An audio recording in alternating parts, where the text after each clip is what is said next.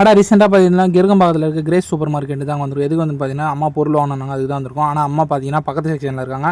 நம்ம பார்த்தீங்கன்னா அப்படியே பிஸ்கெட் வாங்கி சாப்பிட்லாம், கொஞ்சம் வெறுப்பாகுது அப்படின்னு பிஸ்கெட் சாப்பிட்றதுக்காக இந்த பிஸ்கெட் செக்ஷன் வந்துட்டோம். அதனால் எல்லாத்துலையும் நமக்கு தேவையானதெல்லாம் கொஞ்சம் எடுத்து போட்டோம். அப்புறம் அம்மா தேடி வந்துட்டோம்.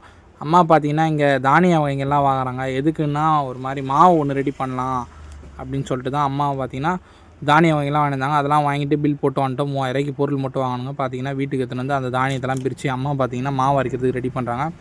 கிட்டத்தட்ட பார்த்திங்கன்னா ஒரு 21 வகையான தானியங்கள் பார்த்திங்கன்னா ராகி, கம்பு, கேழ்வரகு, திணை அரிசி, குதிரைவாலி அரிசி, சீரக சம்பா அரிசி, அது மாதிரி நிறைய அரிசிகள், தானிய வகைகள், எள், அந்த கருப்பு கவுனி அரிசி, இது எல்லாத்தையும் போட்டு அம்மா வந்து ஒரு இயற்கையான ஒரு மாவு ஒன்று ரெடி பண்ணலாம், தோசை மாவு அப்படின்றதுனால இந்த ஐட்டங்கள்லாம் வாங்கிட்டு வந்தாங்க.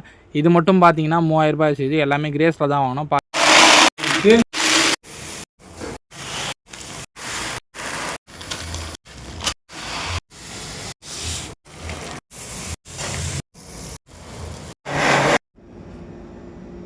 இப்போ பார்த்தீங்கன்னா நம்ம மொத்தமாக வாங்கின இந்த 21 வகையான அரிசி தானியங்கள் எல்லாத்தையும் ஒன்றா கொட்டி அந்த ட்ரம்மில் வச்சாச்சு.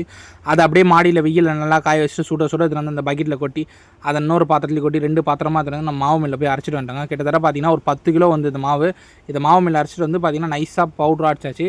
இதை வச்சு நம்ம இட்லி தோசை ஊற்றி சாப்பிட்டிங்கன்னா உடம்புக்கு ஹெல்த்தியாக இருக்கும், அவ்வளோ நல்லது, ஆரோக்கியம், சுகருக்குலாம் ரொம்பவே நல்லது. மஸ்ட்டு ட்ரை பண்ணி பாருங்கள். நீங்கள் வீட்டில் மறக்காமல் வீடியோக்கு லைக் பண்ணிட்டு சப்ஸ்கிரைப் பண்ணுறேன்.